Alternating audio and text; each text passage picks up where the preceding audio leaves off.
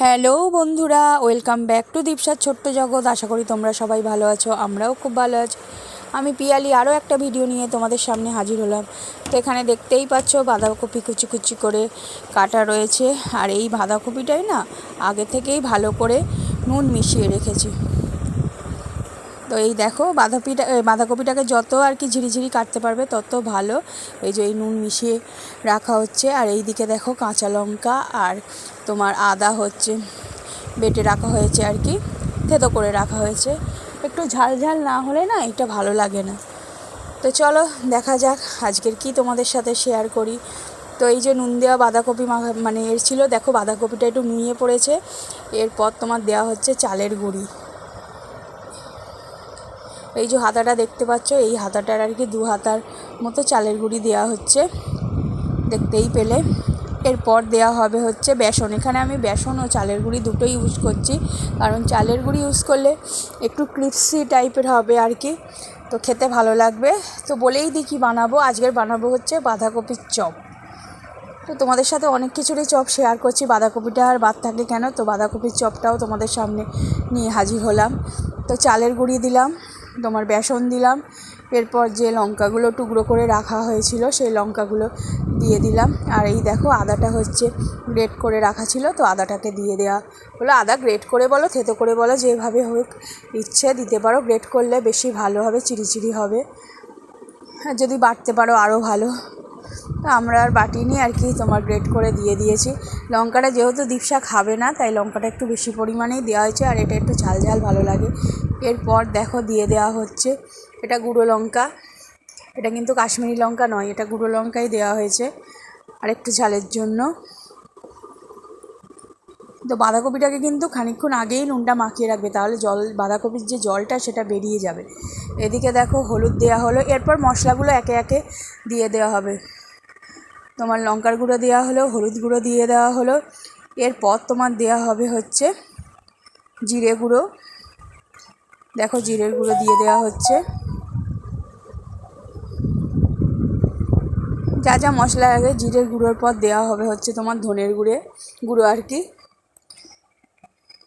তো বাড়িতে মোটমাট যেসব মশলা থাকে সেই সব মশলাগুলো দিয়েই আর কি বানিয়ে ফেলা হবে। এই দেখো এই যে দিয়ে দেওয়া হচ্ছে ধনে গুঁড়ো। চটজলদি বানিয়ে ফেলা যায়, বেশি সময় লাগে না।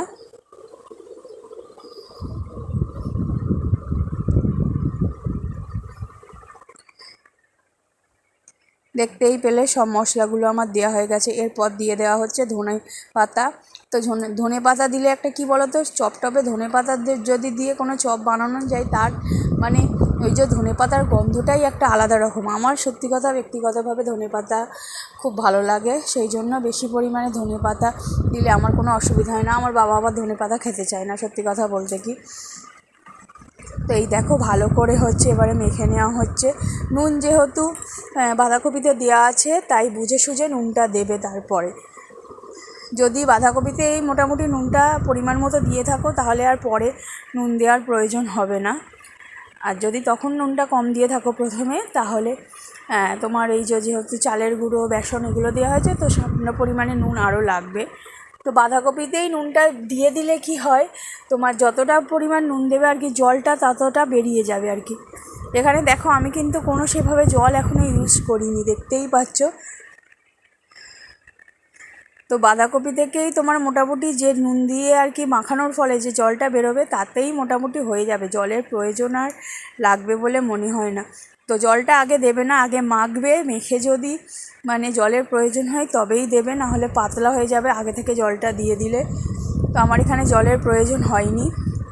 এরপর দেখো কড়াই বসিয়ে কড়াইতে হচ্ছে তেল গরম করতে দিয়ে দেওয়া হয়েছে। এবার গরম তেলে হচ্ছে চপগুলোকে ছেড়ে দেওয়া হচ্ছে। তো বাঁধাকপির চপগুলো একটু মানে আমাদের একটু কী বলবো, এমনি চপের মতো আর কি একটু থ্যাবড়া থ্যাবড়া হয়েছে, পরিষ্কার যেটা বাংলা ভাষায় বলে। গোল গোল করিনি আর কি, একটু থ্যাবড়া থ্যাবড়া টাইপের চপগুলো হয়েছে। তো যতগুলো ধরে ছেড়ে দেওয়া হচ্ছে। বেসনের কোয়ান্টিটিটা কিন্তু ঠিক পরিমাণে রাখবে, না হলে কিন্তু বাঁধাকপিগুলো না তখন ভাজবে ছেড়ে ছেড়ে যেতে পারে। তো খেয়াল করে বেসনের কোয়ান্টিটিটা দেবে। তো এই দেখো ভাজা চালু হয়ে গেছে, দেখতেই পাচ্ছ। তো এক পিঠ হয়ে গেছে, এরপর আর উল্টে দেওয়া হচ্ছে অন্য পিঠটা। তো সন্ধেবেলা এইসব চায়ের সাথে গরম গরম খেতে সত্যি কথা খুবই ভালো লাগে। আর আমার শ্বশুরবাড়িতে এইসব টুকটাক বানানো হয় মাঝে মাঝে। আমরা খুব কী বলবো, শ্বশুরবাড়িতে খুব কম বাইরে যে কিনে এনে খাই, বেশিরভাগই হচ্ছে বাড়িতেই বানানো হয়।